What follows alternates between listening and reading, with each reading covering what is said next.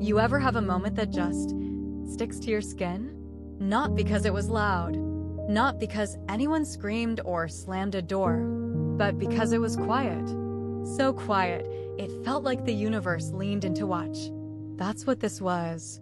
One of those moments that slips past normal, that doesn't ask for permission, that doesn't knock. It just walks in and never leaves. It was just a regular Tuesday, the kind where nothing special happens. Dinner was done. The kids had gone to bed. My husband had already passed out on the couch with his phone halfway to the floor. And I was just there, still up, still folding laundry I didn't remember washing, still living in a marriage that had started to feel like a long list of unfinished conversations. You know that feeling? Where your house is full, but your heart feels vacant. That was me, smiling through it, getting through it, pretending not to notice how long it had been since he last really saw me. Not just looked at me, but saw me. And then, there was him, my husband's friend, Liam, the one who was only supposed to stay a few nights, the one who always said thank you when I brought him a towel, the one who didn't look through me when we passed each other in the hallway. I should have gone to bed early that night. I should have closed the laundry room door. I should have ignored the soft sound of the kitchen tap running. But I didn't. I stepped into the kitchen, and in that moment, I saw something I wasn't supposed to see. Something that changed everything. Something I haven't been able to shake, even now. And the worst part? What happened next? It wasn't a mistake. It wasn't an accident. It was a choice one made in silence. One that no one warned me would feel so warm and wrong at the same time. Subscribe to Heartfelt Tales Unfold. Because the stories we bury deep, the ones we never speak of, they're the ones that shape who we quietly become. And I need to tell you the rest. Because it didn't end in that kitchen. Not even close. I should have left the kitchen that night. But I didn't. And that's where everything began. I used to think we had a good marriage. Not perfect, but good. You know, steady, safe, predictable. We met in college. He made me laugh. Told me I was different. We got married at 24. 2 kids by 30. A house with a backyard. The kind of life that looks just right from the outside. But somewhere along the way, we stopped looking at each other. I don't know when it happened. Maybe after the second baby. Maybe after all the little arguments that never really ended, just faded. Maybe it was the night I cried quietly in the bathroom and he never asked why. He started working late more often. Long hours. Business trips. Always tired. Always busy. Always just somewhere else. And me? I became everything. The wife. The mom. The scheduler. The planner. The one who remembered every appointment, every allergy, every lunchbox note. The one who made sure no one else ever felt forgotten. Except me. There's a kind of ache that builds up when you're needed by everyone, but wanted by no one. Then Liam showed up. Fresh off a breakup. Said he just needed a place to crash for a week. Maybe 2. He was easy to like. Charming. Warm. The kind of guy who made you feel like you were the only person in the room when he spoke. Everyone loved him. Even the kids. And my husband? He was happy to have him around. Said it was good to have another man in the house. Someone to watch the game with. Talk business. Grab beers. But me? I noticed things. Like how Liam asked if I was okay even when I smiled. How he rinsed his plate without being told. How he said thank you like he meant it. It wasn't flirtation. Not at first. It was something softer. Quieter. Like someone seeing the cracks in me and not looking away. And it had been so long since anyone noticed. Our house, it looked lived in. But it didn't feel alive. It felt cold. Tidy. Quiet. Like a museum of what used to be love. My husband slept like a rock every night. I lay awake, wondering if this was it. If this was how the rest of my life would feel like background noise in my own home. And Liam. He wasn't trying to fix anything. He was just there. But some presences are louder than words.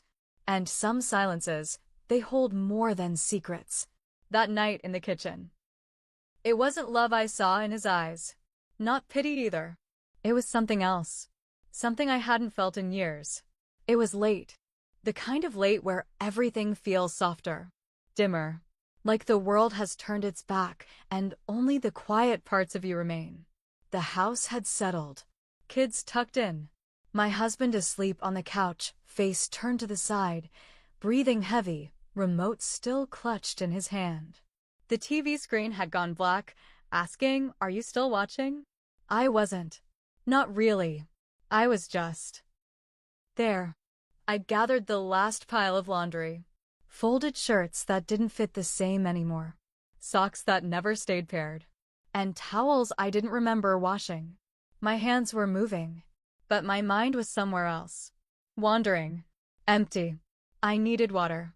I walked into the kitchen, slow and barefoot. Didn't expect to see anyone. Didn't expect him. Liam. He was standing there. Shirtless. Back turned. The fridge light casting a soft blue glow across his shoulders. And in his hand a photo.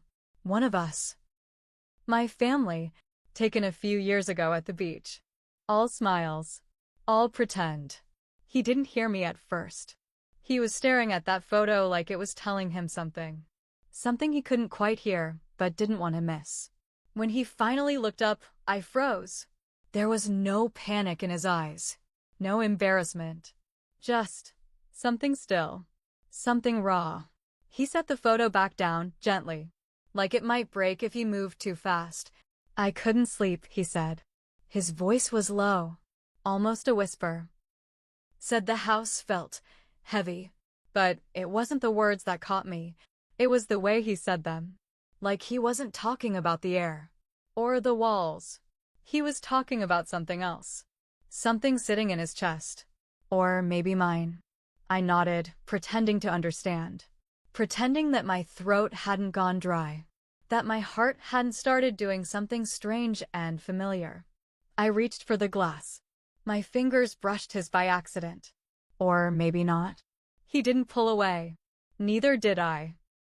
For a second, just a second, it felt like the whole kitchen paused.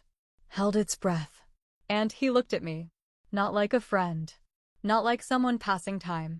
He looked at me like I was a question he'd been trying to answer. Like I was something he'd been searching for, and somehow just found. I took a step back, said goodnight too quickly, too softly, and left the room. But the feeling followed me, down the hall, up the stairs, into my bed. I lay beside my husband. His back to me, his breathing steady, and all I could think about was the way Liam had looked at me. Like I wasn't invisible. Like I wasn't forgotten. Like I was still there. The next morning, I told myself it was nothing. Just a look. Just a moment. One of those late-night slips that happen when you're tired and lonely and maybe imagining things. I made breakfast like always. Packed lunches. Checked backpacks. Put on a smile like it still fit. But everything felt off. Not wrong. Just different. I caught myself glancing at the kitchen door, waiting for Liam to walk through. And when he did, I felt it again. That quiet hum under my skin. Like my body recognized something my mind wasn't ready to admit. He smiled at me, said good morning, and it felt warmer than it should have. I smiled back. Too long, too softly, and I told myself, I'm just being friendly. That's all this is. I mean, I'm married, not dead. I can feel things and still be loyal, right? He's hurting too. Just out of a relationship. He's just grateful. That's all. But the lies we tell ourselves, they start small. And they grow quiet roots. It was little things. A refill of his coffee without him asking. The way our fingers brushed when I passed him the mug. The way he held my gaze a second too long when he said thank you. He started complimenting me more. Not in big, obvious ways. But small ones. Your hair looks nice like that. You always make the best coffee. I don't know how you do it all. And I'd laugh, brush it off.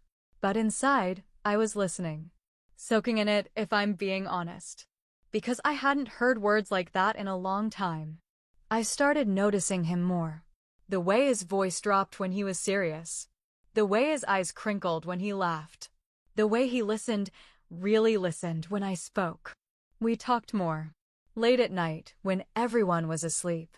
Small conversations that drifted into longer ones. He'd lean on the counter. I'd sit on the stool. I told myself it was nothing. Just two adults filling the quiet. Being human. But I wasn't being honest. Not with myself. Because my heart was starting to race before I even entered the room. And sometimes I caught him looking at me when he thought I wasn't paying attention. And sometimes I did the same. I told myself I was being kind. Helping someone through a hard time. That's what good people do. That's what wives do. But kindness doesn't usually skip your heartbeat. And kindness doesn't leave you wondering what would happen if the lights stayed off a little longer. No, it wasn't a kiss. Not yet. But it was something worse. It was hope. And that scared me more than anything. Days passed, but the space between us kept shrinking. Not physically, but emotionally. Little things started to feel like rituals. He'd linger in the kitchen just a few minutes longer when I walked in. I'd find myself waiting for those moments, those in-between silences. Where words weren't needed but somehow, everything was said. My husband? He was drifting. Longer hours. Colder dinners. Empty goodnights. I could have screamed, and he wouldn't have noticed. But Liam, he noticed everything. He started opening up. Not all at once, but in quiet, careful pieces. Told me how his last relationship ended. How it wasn't just heartbreak, it was being forgotten. Said he felt like a burden. Like he kept showing up in people's lives, just to be left again. And I felt that. Because I knew what it meant to be there for everyone, and still feel unseen. Sometimes, he'd stop mid-sentence, and I could tell he wasn't sure if he should keep going. But I'd stay. I'd listen. And somehow that was enough to make him keep unraveling. And one night, one quiet, sleepless night, I came downstairs. Thought I heard something. At first, I thought it was the wind. But then I saw the glow from the living room. Liam was there, sitting on the couch, head bowed, hands clenched, shoulders shaking. He was crying. Not loud, not messy, just soft, like he didn't want the pain to wake anyone but couldn't hold it down anymore. I didn't speak, didn't ask what was wrong. I just sat beside him, close, but not too close. Enough for him to know I was there. He didn't look at me at first. Just wiped his face with the sleeve of his hoodie. And then he whispered, "Thank you for seeing me, for not walking away." And my heart broke in a way I didn't know it still could. Because no one had said that to me in so long. Thank you for seeing me. We sat there, in the dark, saying nothing, but sharing everything. He didn't touch me, but the silence between us did. And it spoke of everything we both tried to bury. All the parts of ourselves we'd shoved into the background. All the aches we'd dressed up as strength. All the longing that had been waiting quietly for someone to see it. I went upstairs that night and lay beside my husband again. But the bed felt colder than it ever had. And when I closed my eyes, it wasn't my husband's face I saw. It was Liam's. Sitting in that dim room. Eyes red. Voice trembling. And something in me knew. This wasn't just emotional anymore. It was becoming something else. The night it happened, I wasn't wearing anything special. Just an old t-shirt and loose pajama pants. Nothing fitted. Nothing planned. But when he looked at me like I was sacred. It was a Thursday. Nothing remarkable. Roast chicken. Roasted silence. The usual hum of a family dinner. Forks scraping plates. The kids whispering and giggling at their own inside joke. My husband barely looked up from his phone. He was already halfway into work mode again. And Liam. He was quiet, but his eyes weren't.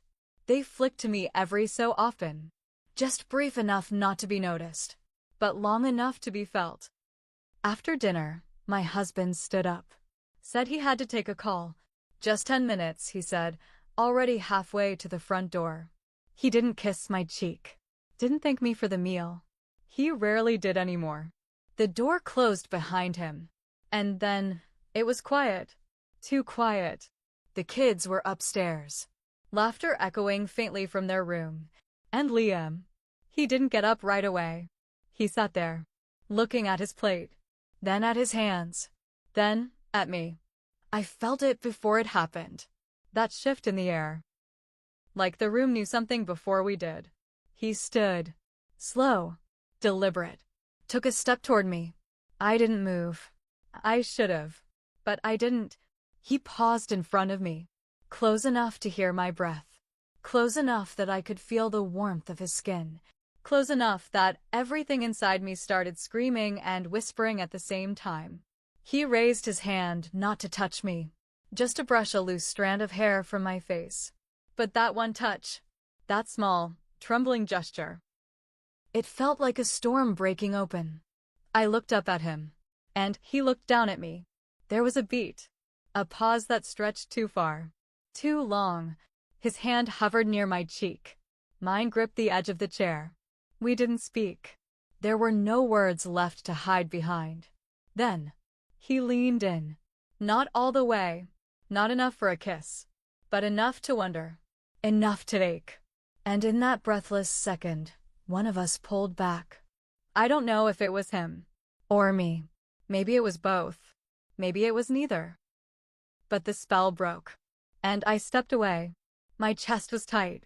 My thoughts a mess. He turned first, ran a hand through his hair, let out the smallest sigh, like he was holding something in. I cleared my throat, pretended to check the dishes, pretended my hands weren't shaking.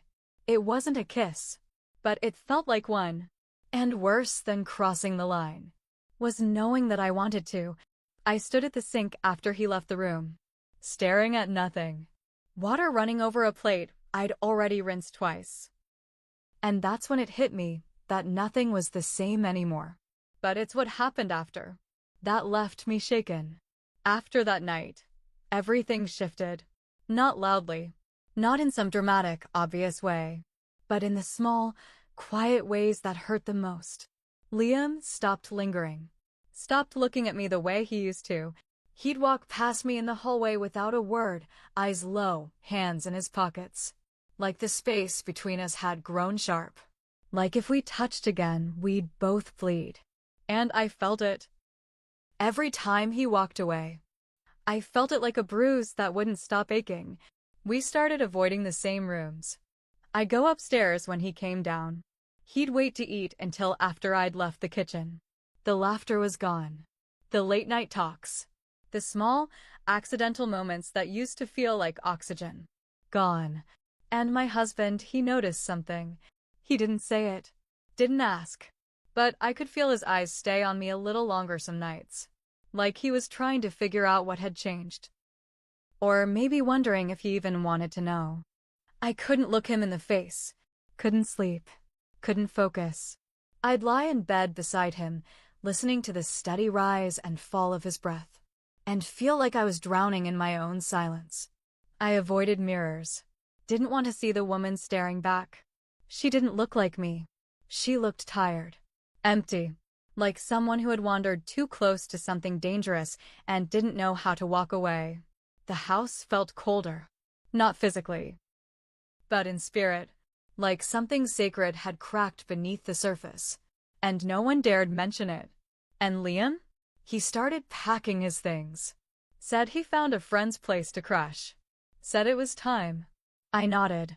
Said I understood. But I didn't, because I wanted him to leave. But I also wanted him to stay. I was grieving a man who was still under my roof, and mourning a connection that should never have existed. And the worst part? I couldn't tell anyone. Not even myself. Because I didn't know what hurt more, the guilt, or the emptiness that came after. After Liam left, the silence in the house didn't feel peaceful. It felt hollow, echoed. Like something had been peeled away from the walls, and all that was left was the sound of me, thinking too much. I kept asking myself the same questions, over and over. Not out loud, God, no. Just in my head, late at night, when the world was quiet and my heart wouldn't stop pacing. Was I lonely or just selfish? Was I looking for comfort or an escape? Did I really feel something for him? Or was I just so used to being invisible that the first person who saw me felt like a lifeline? Did I want to be seen or desired? Because there's a difference, isn't there? Being seen means someone notices who you are. Your silence, your exhaustion, your laugh when it slips out accidentally, your stories, even the ones you never finish. But being desired? That's something else. That's someone wanting the idea of you, the shape, the skin, the moment. And maybe I didn't care which it was. Maybe I just wanted something. Anything to make me feel like I was still real. And the question that stayed longest, the one I couldn't outrun. If I'd kissed him, would it have made me feel whole or just more broken? Because that moment, that breath between want and action, I still feel it. Some days, I convince myself I did the right thing. That stepping back meant something. That it made me good. But other days, I wonder if I stopped it because I was strong or because I was afraid of what it would have revealed. Sometimes betrayal isn't a loud act. It isn't a scream, or a slammed door, or a tear-soaked apology.